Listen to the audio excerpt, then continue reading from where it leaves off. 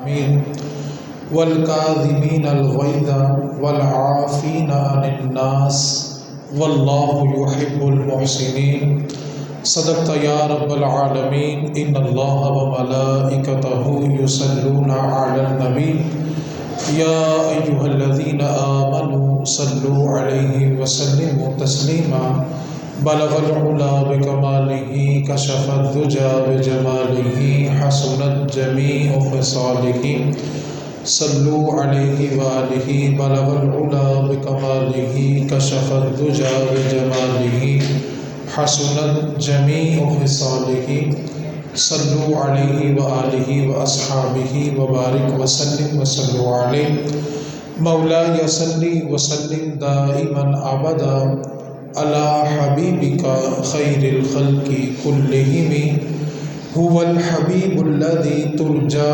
شفاعته لكل هول من الأهوال مقتحم محمد سيد الكونين والثقلين والفريقين من عرب ومن عجم فإن من جودك الدنيا وذرتها ومن علومك علم اللوح والقلم مولاي صل وسلم دائما أبدا على حبيبك خير الخلق كلهم۔ حضور سب نظارے آپ کے ہیں، حضور سب نظارے آپ کے ہیں، یہ چاند تارے حضور آپ کے ہیں، کیوں کر نہ ہوتا یہ چاند دو ٹکڑے، کیوں کر نہ ہوتا یہ چاند دو ٹکڑے جب اشارے حضور آپ کے ہیں۔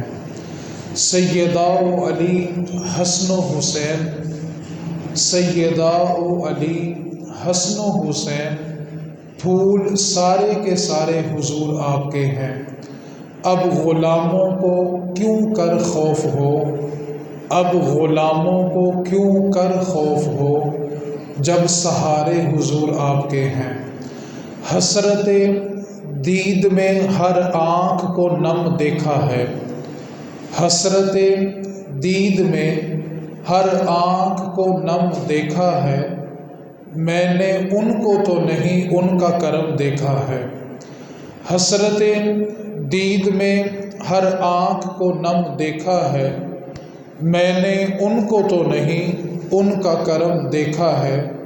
ان سے نسبت ہے جنہیں وہ بڑے آرام سے ہیں، ان سے نسبت ہے جنہیں بڑے آرام سے ہیں، میں نے آقا کے غلاموں پہ آقا کا کرم دیکھا ہے۔ دل میں اگر عشق نبی کی لگن نہ لگے، دل میں عشق نبی کی لگن اگر نہ لگے، یہ ایسا سجدہ ہے کہ سر زمین پہ نہ لگے۔ ظہوری میری یہی دعا ہے شام و سحر، میرے وطن کو کسی کی بری نظر نہ لگے۔ اللہ رب العزت جل جلالہ و اعظم شانہ و اتم برہانہ کا بے پناہ فضل و کرم، اس کا احسان کہ اس نے ہم سبھی کو اپنا اور اپنے مقبول بندوں کا ذکر خیر کرنے کی توفیق عطا فرمائی۔ اللہ تعالی ہم سبھی کا مل بیٹھنا اپنی بلند اور پاک بارگاہ میں قبول و منظور فرمائے، اور ان نشستوں کو بروز معاشر ہم سب کے لیے ذریعہ نجات بنائے۔ اللہ رب العزت کا ہم پر جو سب سے بڑا احسان ہے وہ یہ ہے کہ اللہ تعالیٰ نے ہمیں مسلمان گھرانے میں پیدا کیا۔ اس کے بعد اس رب کا ہم پر سب سے بڑا احسان یہ ہے کہ اس نے ہمیں حضور کا امتی بنایا۔ یہ ایک ایسی فضیلت ہے کہ اللہ تعالیٰ کے 12 انبیاء ایسے گزرے ہیں جو نبی ہونے کے باوجود یہ دعا کرتے تھے، اے اللہ ہم ہیں تو تیرے نبی، لیکن حسرت یہ ہے کہ کاش تیرے محبوب کے امتی ہوتے۔ تو اللہ تعالیٰ نے یہ شرف ہمیں بن مانگے عطا کیا، یہ اس کا احسان ہے۔ خطبہ جمعہ کے لیے قرآن مجید فرقان حمید کی جس آیت مقدسہ کو میں نے تلاوت کیا ہے، اللہ رب العزت نے ارشاد فرمایا وَالْكَاظِمِينَ الْغَيْظَ وَالْعَافِينَ عَنِ النَّاسِ واللہ یحب المحسنین۔ وہ لوگ غصے کو پی جاتے ہیں، والعافین عن الناس، اور دوسرے لوگوں کو معاف کر دیتے ہیں، واللہ یحب المحسنین، اور اللہ تعالیٰ ایسے لوگوں کو پسند کرتا ہے، اللہ احسان کرنے والوں کو پسند کرتا ہے۔ نبی پاک صلی اللہ علیہ وآلہ وسلم نے ارشاد فرمایا، اللہ تعالیٰ جس سے نرمی کو چھین لیتا ہے، گویا اس سے دنیا کی ہر قسم کی بلائی چھن جاتی ہے۔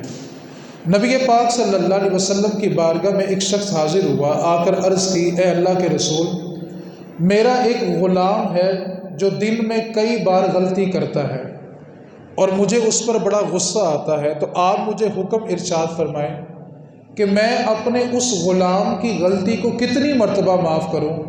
تو میرے نبی پاک صلی اللہ علیہ وسلم نے ارشاد فرمایا، اگر وہ ایک دن میں 70 مرتبہ بھی غلطی کرے تو اس کو 70 مرتبہ معاف کرو۔ اس کے بعد اس حدیث کو لکھنے کے بعد محدثین نے ایک جملہ لکھا کہ ہم لوگ اللہ کی بارگاہ میں جب بھی توبہ کرتے ہیں، ہم اس امید اور اس یقین سے کرتے ہیں کہ ہمارا رب ہمیں معاف کر دے گا۔ ہم 1000 مرتبہ بھی غلطی کریں تو 1000ویں مرتبہ جب توبہ کر رہے ہوتے ہیں تو یقین یہی ہوتا ہے کہ میرا رب مجھے معاف کر دے گا۔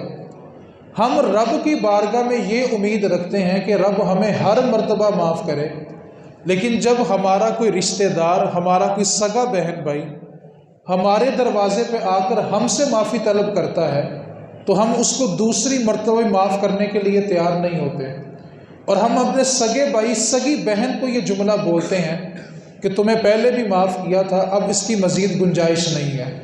حالانکہ ہم اپنے گناہوں کے انبار دیکھیں، ہم اپنا نامہ اعمال دیکھیں تو ہم ہر مرتبہ اللہ کی بارگاہ میں اس امید سے توبہ کر رہے ہوتے ہیں کہ ہمارا رب ہمیں معاف کر دے گا۔ تو نبی پاک صلی اللہ علیہ وسلم نے ارشاد فرمایا، اللہ تعالیٰ لوگوں کو معاف کرنے والا ہے، اور اللہ تعالیٰ پسند بھی ان لوگوں کو کرتا ہے جو دوسروں کو معاف کر دیتے ہیں۔ رسول کریم صلی اللہ علیہ وسلم کی بارگاہ میں سوال ہوا کہ یا رسول اللہ صلی اللہ علیہ وسلم، طاقتور انسان کون ہے، قوت والا کون ہے؟ تو نبی پاک صلی اللہ علیہ وسلم نے ارشاد فرمایا، طاقتور وہ نہیں ہے جو میدان کے اندر اپنے مد مقابل کو گرا دے، بلکہ اصل پہلوان وہ ہوتا ہے جو غصے کے اندر اپنی ذات پر قابو رکھتا ہے۔ اصل پہلوان وہ ہے جس کا نفس اس کے قابو میں ہے۔ ہم جس نبی پاک صلی اللہ علیہ وسلم کی امت ہیں، جن کو ہم ماننے والے ہیں، اگر ہم رسول کریم صلی اللہ علیہ وسلم کی تعلیمات، آپ کی سیرت طیبہ کا مطالعہ کریں تو رسول کریم صلی اللہ علیہ وسلم کی زندگی میں بہت سخت ترین لمحات آئے، اور ایسے ایسے دشمن سامنے موجود تھے جن کے بارے میں انسان کبھی معافی کا تصور بھی نہیں کر سکتا، لیکن رسول کریم صلی اللہ علیہ وسلم نے اپنے جانی دشمنوں کو بھی معاف کیا، اور آنے والی امت کو یہ تعلیم دی کہ اصل پہلوان وہی ہے جو غصے کے وقت اپنی ذات پر قابو رکھتا ہے۔ ایک صحابی ہیں، ایمان لانے سے پہلے ان کا نام تھا زید بن سعنہ۔ یہ یہودیوں کے بہت بڑے عالم تھے اور تورات کے بہت بڑے عالم تھے۔ انہوں نے تورات کے اندر نبی پاک صلی اللہ علیہ وسلم کی ساری نشانیوں کا مطالعہ کیا ہوا تھا، اور یہ حدیث بھی انہی سے روایت ہے۔ یہ کہتے ہیں کہ 2 نشانیاں ایسی تھیں جن کو دیکھنا باقی تھا، جس کی وجہ سے ابھی تک میں نے کلمہ نہیں پڑھا تھا، اور میں اس موقع کی تلاش میں تھا کہ مجھے کوئی ایسا موقع میسر ہو کہ میں ان 2 نشانیوں کو بھی دیکھ لوں اور نبی پاک کا کلمہ پڑھ لوں۔ کہتے ہیں ایک موقع ایسا آیا کہ مجھے وہ 2 نشانیاں دیکھنے کا موقع مل گیا۔ وہ نشانی یہ تھی کہ اس نبی کی ایک نشانی یہ ہوگی کہ لوگ اس پر جتنی سختی کریں گے وہ نبی اتنی نرمی کے ساتھ پیش آئے گا۔ کہتے ہیں یہ ایک نشانی ایسی تھی کہ میں موقع کی تلاش میں تھا کہ مجھے کوئی ایسا موقع ملے کہ یہ نشانی پوری ہو تو میں رسول کریم صلی اللہ علیہ وسلم کا کلمہ پڑھ لوں۔ کہتے ہیں ایک دن وہ آ گیا کہ مجھے موقع مل گیا کہ میں رسول کریم صلی اللہ علیہ وسلم کی جو نبوت کی نشانیاں ہیں اس میں جو نشانی رہتی ہے آج اس کو بھی دیکھ لوں۔ کہتے ہیں واقعہ کچھ یوں تھا کہ رسول کریم صلی اللہ علیہ وسلم تشریف فرما تھے، اور میں یہودیوں کا بہت بڑا عالم تھا، میں نبی پاک کی بارگاہ میں بیٹھا ہوا تھا کہ ایک گاؤں سے ایک شخص آیا، آ کر کہنے لگا اے اللہ کے رسول، ہمارے علاقے میں بہت سارے لوگوں نے آپ کا کلمہ پڑھا ہوا ہے اور وہ دار اسلام میں داخل ہو چکے ہیں، اچانک ہمارے علاقے میں قحط سالی ہو گئی ہے اور رزق کی قلت ہو گئی ہے، اور خدشہ اس بات کا ہے کہ اگر بر وقت ان کو امداد نہ بھیجی گئی تو کہیں وہ لوگ دائرہ اسلام سے نکل نہ جائیں، وہ اسلام کو چھوڑ کر اپنے دوبارہ پرانے مذہب میں نہ چلے جائیں، تو اس لیے میں آپ کی بارگاہ میں حاضر ہوا ہوں کہ آپ کچھ امداد کریں تاکہ وہ خوراک ان تک پہنچائی جائے تاکہ وہ اسلام سے جڑے رہیں۔ اب جس وقت اس شخص نے نبی پاک صلی اللہ علیہ وسلم سے سوال کیا تھا، اس وقت کاشانہ نبوت میں حضور کے گھر میں دینے کے لیے کچھ نہیں تھا۔ اب زید بن سعنہ جو یہودیوں کے عالم تھے وہ کہنے لگے کہ میرے پاس یہ موقع تھا کہ میں حضور کو آزماتا اور جو نبوت کی نشانی رہتی ہے اس کو پورا کر لیتا۔ کہتے میں نے اپنے ذہن میں یہ پلان بنایا کہ میں ان کو قرض دیتا ہوں، اور جب قرض لینے کا موقع ہوگا تو وقت سے پہلے آ کر ان پہ سختی کروں گا، اور اگر انہوں نے میری سختی برداشت کر لی تو میں مان لوں گا یہی وہ سچا نبی ہے جس کا ذکر ہماری آسمانی کتاب تورات میں ہوا ہے۔ کہتے ہیں میں نے رسول کریم صلی اللہ علیہ وسلم کی بارگاہ میں عرض کی کہ میں 200 کلو کھجور آپ کو دیتا ہوں بطور قرض، آپ آنے والے شخص کے سپرد کر دیں تاکہ یہ کھجوریں لے کے اپنے علاقے میں چلا جائے، لوگوں کو خوراک مہیا کرے، اور فلاں دن آپ نے یہ قرض مجھے واپس کرنا ہے۔ اب رسول کریم صلی اللہ علیہ وسلم نے موقع سے فائدہ اٹھایا اور ان کھجوروں کو وصول کر لیا اور آنے والے شخص کے سپرد کیا، وہ شخص کھجوریں لے کے چلا گیا۔ اب زید بن سعنہ جو اس آزمائش میں تھے کہ میں نے ان کو آزمانا ہے کہ آیا یہ واقعی ہی انسانوں کی سختی برداشت کرتے ہیں کہ نہیں کرتے، کہتے جو وعدے کا دن تھا میں 2 دن پہلے اس سے رسول کریم کی بارگاہ میں چلا گیا، اور میں نے جا کر نبی پاک صلی اللہ علیہ وسلم کی بارگاہ میں سخت کلام کیا، اور میری سختی کا عالم یہ تھا کہ میں نے نبی پاک صلی اللہ علیہ وسلم کے کندھوں پہ جو کالی کملی تھی اس کو زور سے کھینچا اور حضور کی چادر مبارک زمین پہ گر گئی۔ جناب عمر فاروق رضی اللہ تعالی عنہ بدلہ لینے کے لیے کھڑے ہوئے تو حضور نے ان کو منع کر دیا اور فرمایا عمر اس سے بدلہ نہیں لینا، بلکہ ایسا کرو فلاں صحابی کی طرف جاؤ، اس سے 200 کلو کھجور لو، اس کو واپس کرو، اور اس سے کہنا کہ 20 کلو کھجور اضافی دے اور وہ اس کو بطور تحفہ دے دینا۔ زید بن سعنہ کہتے ہیں کہ میں جناب عمر فاروق کے ساتھ گیا، جب کھجوریں وصول کر لی اور تحفے کے طور پر اضافی کھجوریں بھی مجھے مل گئی، تو میں واپس رسول کریم کی بارگاہ میں آیا اور آ کر عرض کرنے لگا اے اللہ کے رسول، یہ قرض کا مطالبہ نہیں تھا، نبوت کی ایک نشانی باقی تھی، اور آپ اس نشانی پہ پورا اترے ہیں، قرض بعد میں وصول ہوگا، پہلے ہاتھ آگے بڑھائیں، میں کلمہ پڑھ کے مسلمان ہونا چاہتا ہوں۔ تو رسول کریم صلی اللہ علیہ وسلم نے اپنے کردار سے بتایا کہ جو سختی کرے اس کے ساتھ نرمی سے کیسے پیش آنا ہے۔ حضرت موسیٰ علیہ السلام نے جب اعلان نبوت کیا ہے، آپ اعلان نبوت کرنے سے پہلے حضرت شعیب علیہ السلام جو اللہ کے نبی بھی ہیں اور موسیٰ علیہ السلام کے سسر بھی ہیں، آپ شعیب علیہ السلام کی بکریاں چرایا کرتے تھے۔ ایک دن موسیٰ علیہ السلام بکریوں کا ریوڑ لے کے جنگل کی طرف جا رہے تھے کہ ایک بکری ریوڑ سے الگ ہو گئی اور وہ جنگل کی طرف چلے گئی، اور آپ کو یہ خدشہ تھا کہ اگر یہ بکری نہ بچائی گئی تو وہ جنگل کا بھیڑیا اس کو کھا لے گا، تو جا کر میں نے جواب دینا ہے کہ ریوڑ میں سے ایک بکری کم ہو گئی ہے۔ تو موسیٰ علیہ السلام اس بکری کے پیچھے روانہ ہوئے، بکری جہاں تک جا سکتی تھی وہ گئی اور موسیٰ علیہ السلام اس کے پیچھے پیچھے گئے۔ روایت کے الفاظ ہیں کہ موسیٰ علیہ السلام اتنا چلے تھے کہ آپ کے پاؤں مبارک سوج گئے، اور جب بکری تھک ہار کر کھڑی ہو گئی، موسیٰ علیہ السلام کھڑے ہو گئے۔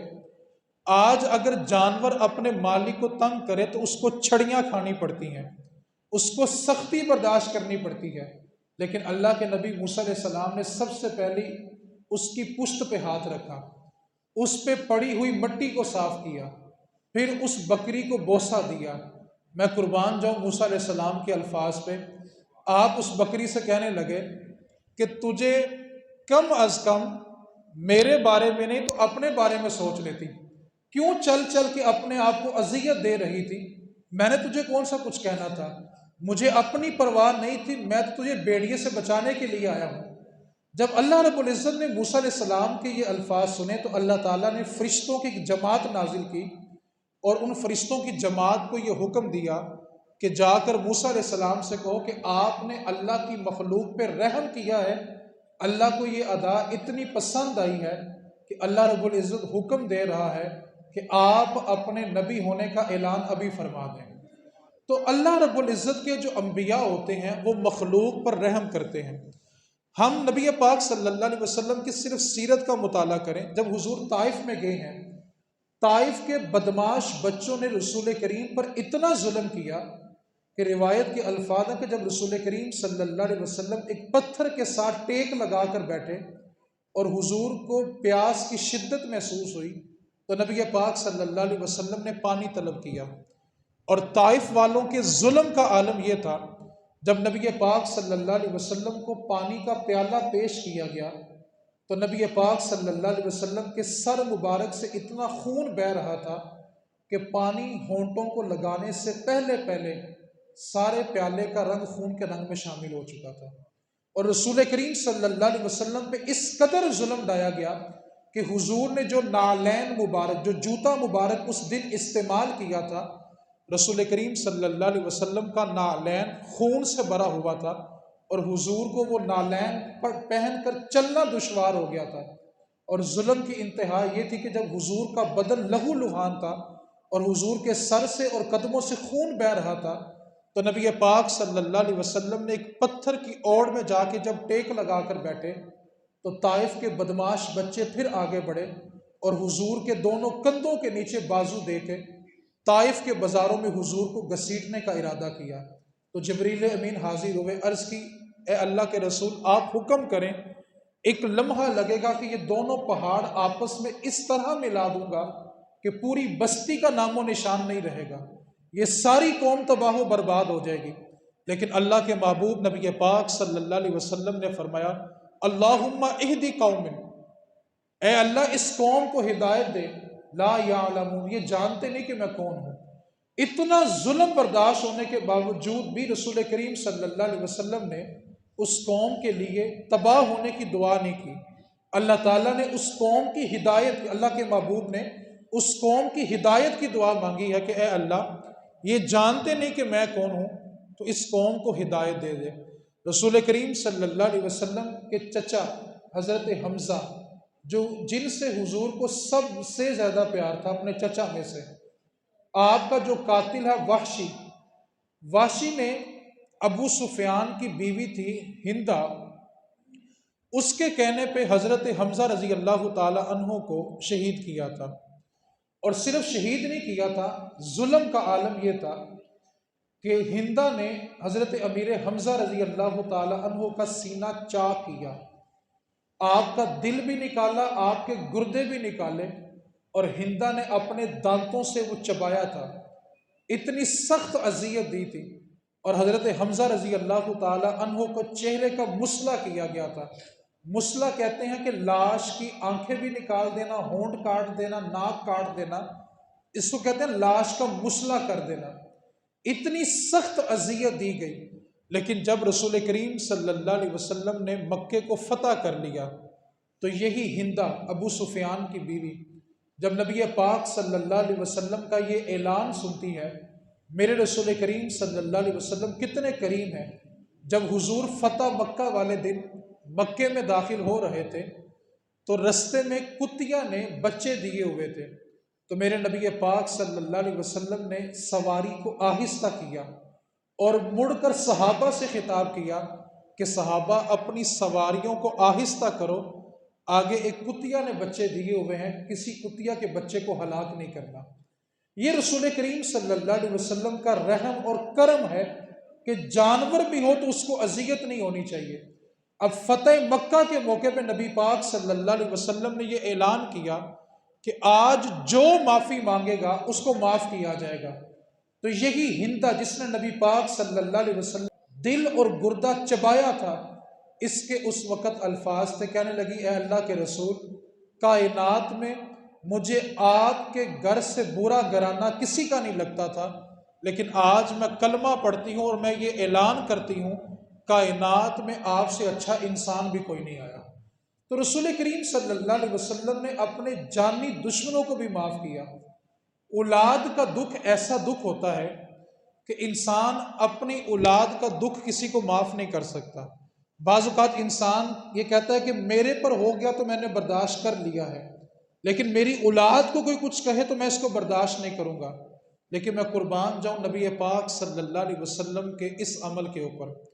حضور کی صاحبزادی، آپ اس حدیث کی گہرائی میں اتریں اور رسول کریم صلی اللہ علیہ وسلم نے جو امت کو تعلیم دی الفاظ پہ توجہ کریں۔ حضور کی صاحبزادی سیدہ زینب رضی اللہ تعالی عنہا سلام اللہ علیہا، آپ امید سے تھی اور آپ مکہ سے ہجرت کر کے مدینہ کی طرف جا رہی تھی۔ یہ پہلا قافلہ تھا جو مکہ چھوڑ کے مدینے کی طرف جا رہا تھا۔ ایک مشرک تھا حبار بن اسود، اس کو پتا چلا کہ محمد صلی اللہ علیہ وسلم کا خاندان ہجرت کر کے مدینے کی طرف جا رہا ہے۔ یہ گھوڑا لے کے نکلا اور اس نے سیدہ زینب رضی اللہ تعالی عنہا کے اونٹ کو اتنی زور سے نیزہ مارا کہ اونٹ تڑپ کر گرا اور سیدہ زینب رضی اللہ تعالی عنہا اونٹ سے گر گئی، اور آپ کے شکم میں جو آپ کی اولاد تھی اس کا انتقال ہو گیا۔ اور اسی صدمے میں چند دن کے بعد سیدہ زینب رضی اللہ تعالی عنہا کا بھی وصال ہو گیا۔ اب آپ تصور کریں، بیٹی کی اولاد فوت ہو جائے، پھر انسان کی اپنی بیٹی کا وصال ہو جائے، اس دشمن کے بارے انسان سوچتا ہے کہ یہ کچھ بھی کر لے اس کی معافی کسی صورت میں نہیں ہو سکتی۔ لیکن جس دن رسول کریم صلی اللہ علیہ وسلم نے مکہ کو فتح کیا، رسول کریم صلی اللہ علیہ وسلم نے مکہ میں داخل ہوتے یہ اعلان کیا کہ آج علل اعلان معافی کا اعلان ہے، جو معافی طلب کرے گا اس کو معاف کر دیا جائے گا، کسی سے بدلہ نہیں لیا جائے گا۔ جب رات کا وقت ہوا تو یہ حبار بن اسود، جس نے آپ کی اونٹنی کو نیزہ مارا تھا، جس کی وجہ سے سیدہ زینب کی اولاد کا وصال ہوا اور اسی صدمے میں رسول اللہ کی بیٹی سیدہ زینب کا وصال ہوا، یہ حبار بن اسود رات کی تاریکی میں اپنے چہرے کو چادر سے چھپا کر، اپنا بالکل چہرہ ڈھانپ کر رات کی تاریکی میں رسول کریم صلی اللہ علیہ وسلم کی بارگاہ میں آیا، آ کر عرض کرنے لگا اے محمد صلی اللہ علیہ وسلم، آپ نے صبح اعلان کیا تھا کہ آج جو معافی مانگے گا اس کو معاف کر دیا جائے گا، لیکن میرا یہ سوال ہے کہ اگر آپ کا بڑے سے بڑا دشمن آج آپ سے معافی مانگنا چاہے تو کیا اس کو بھی معاف کر دیں گے؟ تو رسول کریم صلی اللہ علیہ وسلم نے ارشاد فرمایا، چہرہ ڈھانپا ہوا تھا، چہرہ نظر نہیں آ رہا تھا، میرے نبی پاک صلی اللہ علیہ وسلم نے فرمایا، حبار بیٹیاں بولا تو نہیں کرتی، تو ہاتھ بڑھا کے کلمہ پڑھ، رب تیرے پچھلے سارے گناہ ہی معاف فرما دے گا۔ یار بیٹی کا قاتل بھی سامنے بیٹھا ہو اور پھر رسول کریم صلی اللہ علیہ وسلم کا دریائے رحمت اتنا جوش میں ہو، اللہ رب العزت نے قرآن مجید میں ارشاد فرمایا، فَبِمَا رَحْمَةٍ مِّنَ اللَّهِ لِنْتَ لَهُمْ، اے محبوب اللہ نے آپ کے دل میں نرمی رکھی ہے، وَلَوْ كُنْتَ فَضًّا غَلِيظَ الْقَلْبِ لَانفَضُّوا مِنْ حَوْلِكَ، اے محبوب اگر آپ کے دل یا آپ کی زبان میں سختی ہوتی تو آپ کے ارد گرد صحابہ کا ہجوم نہ ہوتا۔ تو رسول کریم صلی اللہ علیہ وسلم نے ہمیں یہ تعلیم دی ہے کہ جو انسان نرم گو اور نرم دل والا ہوتا ہے اسی کے ارد گرد اللہ کی مخلوق کا ہجوم ہوتا ہے۔ آپ جتنے بھی لوگ دنیا میں جن کے ارد گرد ہجوم پایا جاتا ہے ان کو اٹھا کے دیکھ لیں، ایک ہی وجہ ہوگی کہ وہ کردار کے نرم ہوں گے، زبان کے نرم ہوں گے، تو اللہ تعالیٰ اس کے صدقے ان کے ارد گرد ہجوم لگا دیتا ہے۔ آخری بات جو میں نے آپ سے گوش گزار کرنی ہے وہ بڑی توجہ طلب ہے۔ اللہ رب العزت کے پیارے محبوب نبی پاک صلی اللہ علیہ وسلم کے زمانے میں جب کعبۃ اللہ کو دوبارہ تعمیر کیا گیا تو حجر اسود کو دوبارہ کعبے میں لگانے کے اوپر اختلاف ہو گیا۔ کعبے میں اس وقت جتنے قبیلے آباد تھے ان قبیلوں کی آپس میں لڑائی ہو گئی، اور لڑائی اتنی شدت کی تھی کہ خون ریزی تک بات چلی گئی۔ اختلاف اس بات پر تھا کہ یہ قبیلہ افضل ہے تو بیت اللہ میں جو حجر اسود ہے وہ یہ قبیلہ لگائے گا۔ دوسرے قبیلے کا موقف یہ تھا کہ یہ قبیلہ اس سے زیادہ افضل ہے تو حجر اسود کو یہ قبیلہ نصب کرے گا۔ جب مکے کے اندر سارے قبیلے ایک دوسرے کے مد مقابل ہو گئے اور بات خون ریزی تک چلی گئی، کیونکہ عرب کے اندر جب جنگیں شروع ہوتی تھی تو وہ نسل در نسل چلتی تھی اور وہ جنگیں جلدی ختم نہیں ہوتی تھی، لیکن رسول کریم صلی اللہ علیہ وسلم کی حکمت عملی دیکھیں کہ آپ نے سارے قبیلوں کو جمع بھی کر لیا اور ایک جملہ کہہ کے سارے قبیلوں کو راضی بھی کر لیا۔ نبی پاک صلی اللہ علیہ وسلم کو جب بلایا گیا تو نبی پاک صلی اللہ علیہ وسلم نے فیصلہ یہ کیا کہ کل صبح جو بندہ بیت اللہ کے صحن میں سب سے پہلے داخل ہو جائے گا حجر اسود کو وہ نصب کر دے گا۔ اب قدرت کا قانون ایسا ہوا کہ بیت اللہ میں سب سے پہلے داخل ہونے والے خود مدینے والے رسول تھے۔ اب رسول کریم صبح سب سے پہلے خود تشریف لے آئے۔ اب جب باقی قبیلے کے لوگ آئے تو انہوں نے نبی پاک صلی اللہ علیہ وسلم کو پہلے سے وہاں موجود پایا، تو اس بات پر تو معاہدہ ہو چکا تھا کہ جو پہلے آئے گا حجر اسود کو بیت اللہ میں وہی نصب کرے گا۔ اب سب نے کہا کہ آپ پہلے آ گئے ہیں اور ہم معاہدہ کر چکے تھے کہ جو پہلے بیت اللہ میں داخل ہوگا وہ حجر اسود کو نصب کر لے گا، تو لہٰذا داخلہ پہلے آپ کا ہوا ہے تو آپ ہی حجر اسود کو نصب کریں۔ لیکن میں قربان جاؤں رسول کریم صلی اللہ علیہ وسلم کی سخاوت پہ، آپ نے فرمایا میں اکیلا نصب نہیں کروں گا۔ آپ نے ایک بڑی ساری چادر منگوائی اور حجر اسود کو اس چادر کے اندر رکھا اور کہا ہر قبیلے کا سردار چادر کے کنارے کو پکڑے۔ آپ نے سارے قبیلوں کو جمع کیا، محبت بانٹی، ان کو جمع کیا، اور ہر قبیلے کے سردار نے اس چادر کو پکڑا۔ تو پھر رسول کریم صلی اللہ علیہ وسلم نے اپنے دستے کرم سے حجر اسود کو نصب کیا۔ تو رسول کریم صلی اللہ علیہ وسلم نے پیار بانٹ کر لوگوں کو جمع کیا۔ آخری بات جس کی طرف میں نے اشارہ کر کے گفتگو سمیٹنی ہے، ہم سب اللہ کے گھر مسجد میں موجود ہیں۔ اگر مسجد کے اندر کوئی تنکا، کوئی کچرا پڑا ہو تو کوئی بھی شخص جب کچرا یا تنکا دیکھتا ہے تو اس کو اٹھاتا ہے، اور اس کی نیت یہ ہوتی ہے کہ یہ مسجد ہے، اللہ کا گھر ہے، اس کو صاف ستھرا ہونا چاہیے۔ اسی طرح اگر ہم بیت اللہ میں چلے جائیں، خانہ کعبہ میں چلے جائیں، تو خانہ کعبہ کا جو صحن مطاف ہے جہاں پہ طواف کیا جاتا ہے، مطاف اتنا صاف ستھرا ہے کہ وہاں پہ مکھی بھی نہیں بیٹھتی۔ اب ہندو اپنے مندر میں جائیں تو انہوں نے اپنے عبادت خانے کو بالکل صاف کیا ہوا ہے، کیوں؟ وہ ان کے مذہب کے مطابق ان کے معبود کا گھر ہے۔ سکھ اپنے گردوارے میں جاتا ہے تو اس نے اپنے عبادت خانے کو صاف کیا ہوا ہے، کیونکہ وہ اس کے مذہب کے مطابق اس کے خدا کا گھر ہے۔ اسی طرح عیسائی اپنے چرچ میں جاتا ہے تو اس نے اپنے چرچ کو صاف ستھرا رکھا ہوا ہے، کیوں؟ وہ اس کے مذہب کے مطابق اس کے معبود کا گھر ہے، اس لیے اس نے اس کو صاف ستھرا رکھا ہوا ہے۔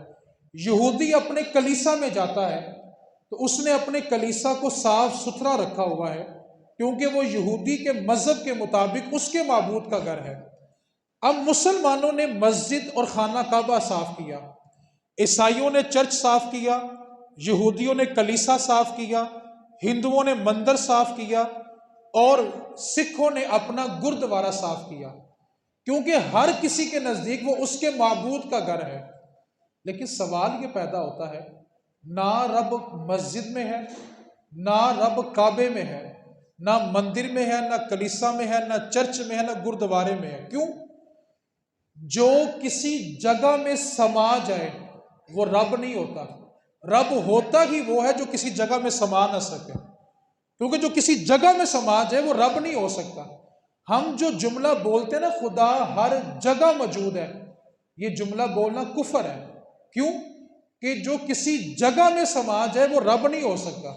رب ہے ہی وہ جو کسی جگہ میں سما نہ سکے. تو جملہ یہ بولنا چاہیے خدا موجود ہے، خدا سن رہا ہے، خدا دیکھ رہا ہے. ہر جگہ میں خدا نہیں کہہ سکتے. کیوں؟ جو جگہ میں سماج ہے وہ خدا نہیں ہو سکتا. اس لیے جملہ یہ بولنا ہے کہ خدا موجود ہے. لفظ جگہ کا استعمال نہیں کرتے، کیونکہ ہم رب کی ذات کو کسی جگہ میں قید نہیں کر سکتے. خدا اپنی شان کے لائق موجود ہے، خدا سن رہا ہے، خدا دیکھ رہا ہے، خدا جانتا ہے. اب مسلمانوں نے مسجد اور کعبہ صاف کیا، عیسائیوں نے چرچ صاف کیا، یہودیوں نے کلیسا صاف کیا، سکھوں نے گردوارہ صاف کیا. وجہ کیا تھی؟ کہ ہر کسی کے نزدیک وہ اس کے معبود کا گھر ہے. اب رب نہ مسجد میں ہے، نہ کعبے میں ہے، نہ مندر میں ہے، نہ چرچ میں ہے، نہ کلیسا میں ہے، نہ گردوارے میں ہے. لیکن ہر کسی نے اپنے اپنے عقیدے کے مطابق اپنے اپنے معبود کے گھر کو صاف کر لیا. لیکن خدا ان جگہ میں سے کسی جگہ پہ نہیں تھا، لیکن سب نے صاف کیا. اور جس دل میں خدا کا بسیرا تھا نا، ہم نے وہ دل میلا کر لیا. مسلمان ہو کہ حضور کا امتی ہو کہ رب کا گھر گندا کر دیا. مولانا رومی نے لکھا ہے کہ ہر شخص یہ چاہتا ہے کہ جب وہ حج کرنے جائے تو اس کو حج بیت اللہ نصیب ہو اور حج اکبر نصیب ہو. حج اکبر اس حج کو کہتے ہیں جو حج جمعے کے دن ہو، کیونکہ ایک جمعے کی عید ہو گئی، ایک حج کی عید ہو گئی. تو جمعے کے دن جو حج آ جائے اسے حج اکبر کہتے ہیں. مولانا رومی نے 2 جملوں میں فلسفہ بیان کیا، کمال کر دیا. آپ فرماتے ہیں ہر شخص یہ چاہتا ہے کہ جب وہ حج کرنے جائے تو اس کو حج اکبر نصیب ہو. مولانا رومی کہتے ہیں ایک مسلمان کے لیے حج اکبر کرنے سے افضل یہ ہے کہ مسلمان اپنا دل صاف کر لے. آگے وجہ لکھی اور کمال کر دیا. مولانا رومی کہتے ہیں کہ ہم بیت اللہ کا طواف اس لیے کرتے ہیں، وہاں سے ابراہیم اور اسماعیل گزرے ہیں، اور دل صاف اس لیے کرو کہ یہاں سے رب کا گزر ہے. ہم کعبے کا چکر لگا رہے ہیں، وہاں سے ابراہیم اور اسماعیل گزرے ہیں، اور دل کی صفائی اس لیے ضروری ہے، یہاں رب کا بسیرا ہے. کم از کم ہم رب کا گھر تو صاف کر سکتے ہیں نا. آپ حدیث پاک کی گہرائی میں اترنے کی کوشش کریں. ہم نے اپنے سگے بھائی وراثت کے پیچھے ناراض کر لی ہے، سگی بہنیں وراثت کے پیچھے ناراض کر لی. حالانکہ میرے رسول کریم صلی اللہ علیہ وسلم کا فرمان ہے جس مسلمان نے دوسرے مسلمان کی وراثت کی جگہ سے اس کو محروم کر دیا، اللہ قیامت والے دن اس بندے کو اس کی جنت سے محروم کر دے گا. کہ یہ بندوں کی جگہ کھا کے آیا، اللہ اس کو جنت سے محروم کر دے گا. رسول کریم صلی اللہ علیہ وسلم نے ہمیں جو تعلیمات دی ہیں، آپ تصور کریں، ہم سگے بھائی کو نا ساری زندگی بلاتے نہیں ہیں، اور مرنے کے بعد اس کی 4 پئی ہلا کے پوچھتے ہیں تو بولتا کیوں نہیں. ساری زندگی بیچارہ بول سکتا تھا، اب اس کو بلاتے نہیں ہیں، اور مرنے کے بعد اس کی 4 پئی ہلا کے پوچھتے ہیں تو بولتا کیوں نہیں ہے. اب تو بات اس سے آگے بڑھ گئی ہے. جو بندہ دوائی کے پیسوں کے پیچھے مر جاتا ہے نا، اس کے مرنے کے بعد خاندان میں جھگڑا بلا کس بات پہ ہوتا ہے؟ روٹی ہماری بنتی ہے. اور بیچارہ مرا کیوں تھا؟ کہ اس کے پاس دوائی کے پیسے نہیں تھے. جو بیچارہ دوائی کے پیچھے مر گیا، ہم اس کی روٹی پکانے کے پیچھے جھگڑ رہے ہوتے ہیں. میت کو کندھا دینے کے لیے سب تیار ہیں، زندہ بندے کو سہارا دینے کے لیے ہم کیوں تیار نہیں ہوتے؟ میت کو کندھا دینا بڑا اجر ہے، اور اجر کتنا؟ میرے رسول کریم صلی اللہ علیہ وسلم نے ارشاد فرمایا جو شخص جنازے کو کندھا دے کے صرف 40 قدم چلتا ہے، اللہ اس کے ماضی کے سارے گناہ معاف فرما دیتا ہے. یار مردے کو کندھا دے کے 40 قدم چلیں تو ماضی کا کوئی گناہ نامہ اعمال میں بچتا نہیں ہے، اور جو زندہ بندے کو سہارا دے، سوچو رب اس میں کتنا خوش ہوتا ہوگا. آج ہم سگے بھائی کو گلے لگانے کے لیے تیار نہیں ہیں. حدیث پاک کو سنیے گا.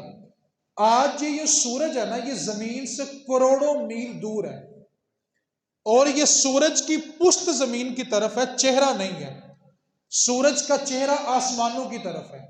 یہ جو ہم روشنی سورج سے لے رہے ہیں نا، یہ سورج کی پشت زمین کی طرف ہے، چہرہ نہیں ہے. لیکن جب سورج اپنی آب و تاب کے ساتھ چمکتا ہے، گرمی پھینکتا ہے، تو کوئی بھی بغیر جوتے کے ننگی زمین پہ کھڑا نہیں ہو سکتا. اب ایک لمحے کے لیے آپ نے اس جملے پہ توجہ کرنی ہے، سورج ہم سے کتنا دور ہے؟ بولو تو صحیح۔ اور سورج کی پشت زمین کی طرف ہے، چہرہ نہیں ہے، زمین کنکریٹ کی ہے، ہم بغیر جوتے کے اس پہ کھڑا نہیں ہو سکتے، کروڑوں میل دور ہے۔ اب حدیث کے الفاظ سنیں، میرے رسول کریم صلی اللہ علیہ وسلم نے فرمایا قیامت والے دن سورج صرف سوا نیزے پہ ہوگا۔ سوا نیزہ 6 فٹ کا یا 9 فٹ کا ہوتا تھا، صرف اور صرف 10 فٹ اوپر سورج ہوگا۔ آج کروڑوں میل دور ہے، کروڑوں میل دور، اور اس کی گرمی کو انسان برداشت نہیں کر سکتا، اور بروز محشر سورج صرف سوا نیزے پہ ہوگا۔ اگلے الفاظ، سورج کا چہرہ انسانوں کی طرف ہوگا۔ تیسرے الفاظ حدیث کے، اس دن زمین تانبے کی ہوگی۔ آپ تصور تو کرو یار، زمین تانبے کی ہو، سورج سوا نیزے پہ ہو، سورج کا رخ انسانوں کی طرف ہو، اور انسان اپنے ہی پسینے میں ڈوب رہا ہو، سوچو وہ منظر کیسا ہوگا۔ ہم خدا کا سامنا کرنا چاہتے ہیں؟ کس کے نام اعمال میں کوئی ایسی نیکی ہے جو یہ دعویٰ کرتا ہو کہ میں خدا کی بارگاہ میں چلا جاؤں گا؟ سورج سوا نیزے پہ، سورج کا رخ انسانوں کی طرف، زمین تانبے کی، انسان اپنے پسینے میں ڈوب رہا ہوگا۔ اور میرے نبی پاک صلی اللہ علیہ وسلم نے فرمایا جب انسان پل صراط سے اتر رہیں گے نا، جہاں پل صراط ختم ہوگا بالکل سامنے جنت کا دروازہ ہوگا، اور پل صراط سے اترتے وقت انسان کی پیاس کی شدت کا عالم یہ ہوگا کہ اگر اس کو 7 سمندروں کا پانی دے دیا جائے تو اس کی پیاس 1% بھی کم نہیں ہوگی۔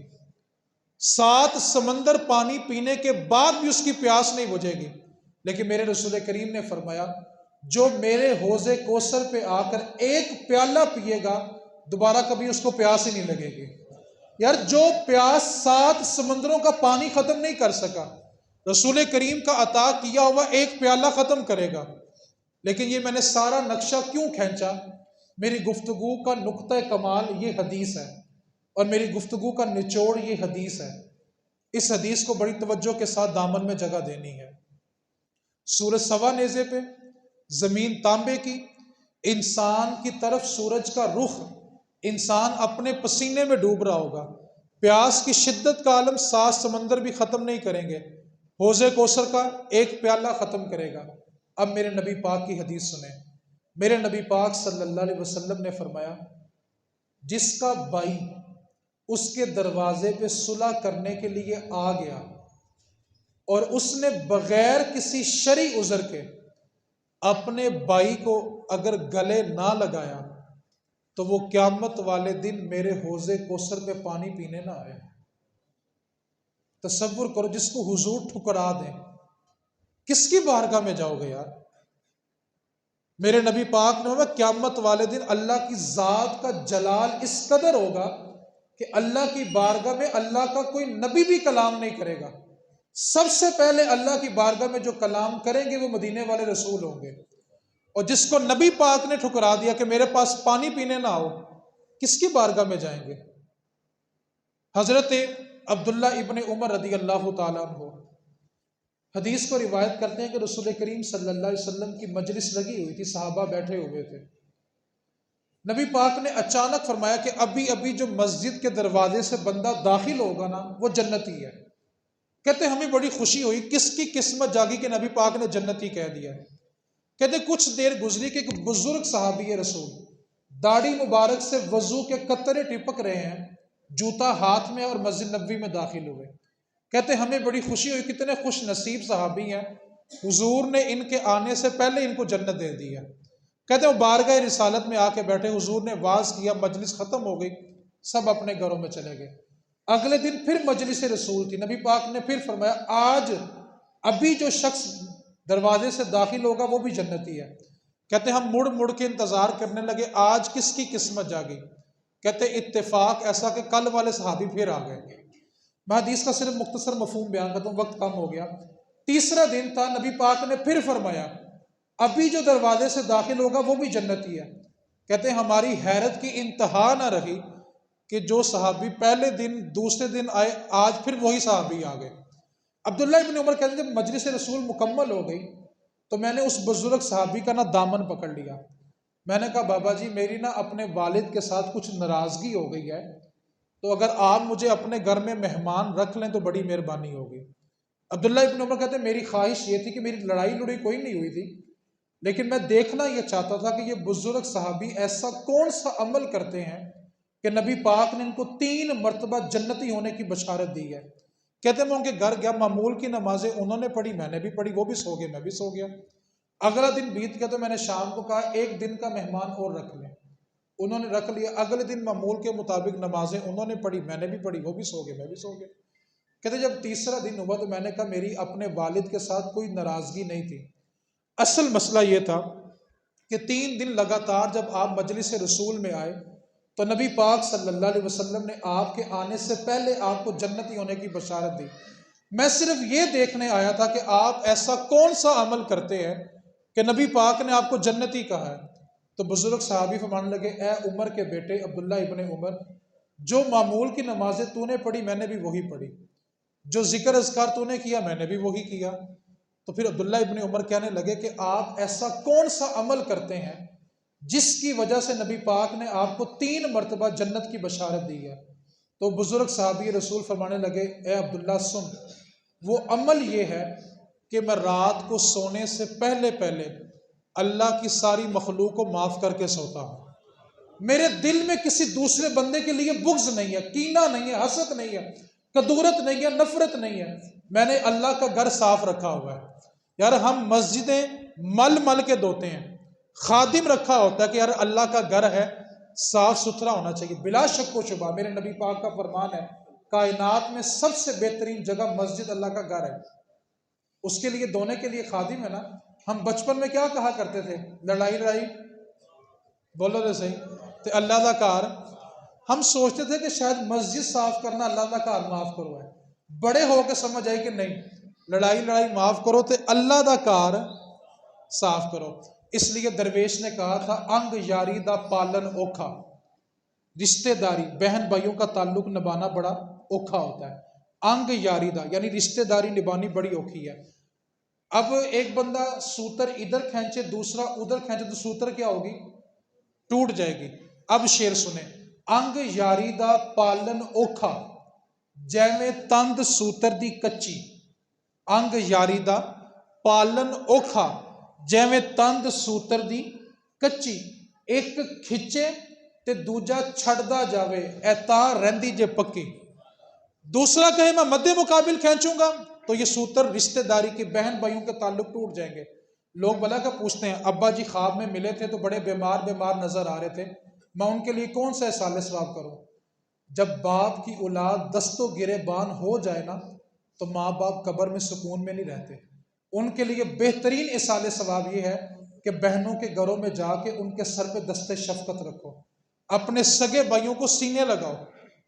پھر کہتے ہیں ماں باپ کو دیکھا کفن میلا تھا، بیمار نظر آ رہے تھے. جب اولاد اپنے بہن بھائیوں کو اذیت دے گی نا تو ماں باپ قبر میں سکون میں نہیں رہیں گے. اس لیے ایک دوسرے کو زندگی میں اس کے ساتھ رشتہ داری نبھانا سیکھیں. اب جس کے جی میں آئے وہ حاصل روشنی کرے، اب جس کے جی میں آئے وہ حاصل روشنی کرے. ہم نے تو دل جلا کے سر عام کر دیا. وما علینا الا البلاغ.